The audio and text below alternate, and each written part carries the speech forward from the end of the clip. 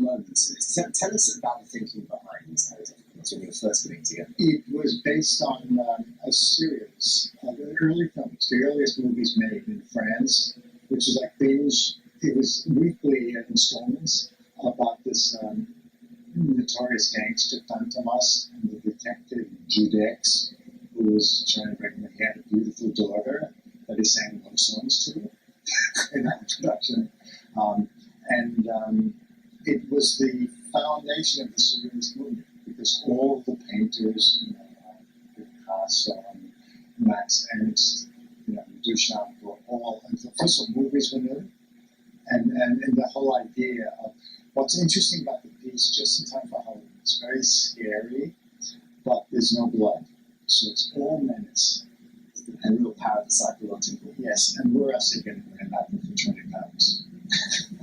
So the interesting combination of the visuals and the music is real fascinating. How did that come together? Well, my collaborator was very prominent in the New York avant-garde. Richard Foreman is known for, he's like a complete artist. He designs, so basically he's responsible for the look and the sound.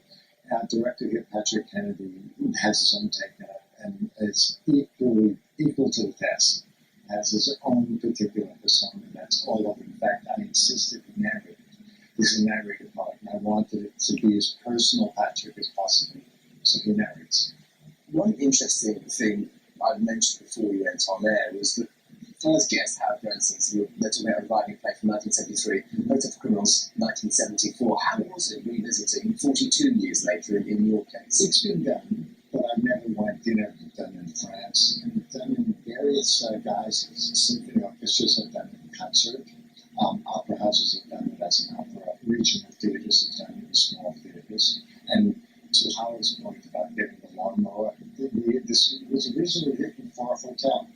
There was a hotel that was premiered in, and there was a antique car dealer that we were able to get an old Silver Rose, and we wrote it in as a part.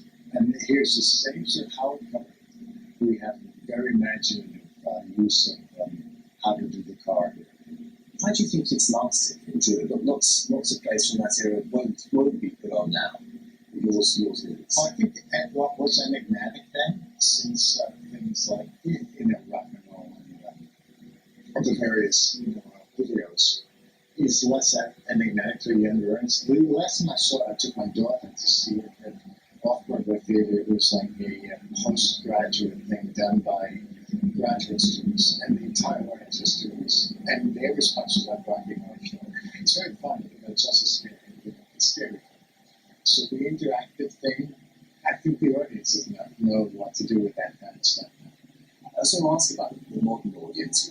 We're in an extremely successful time in London theatre. There's lots of very great things being put on, being transferred to Broadway across the world. How is it to be doing this play on in London? What do you make of the London theatre scene today? Well, it's for me, it's much friendlier than, the very things you're describing as a triumph can be terrifying to an artist in the States because it's totally commercial. Do artistic.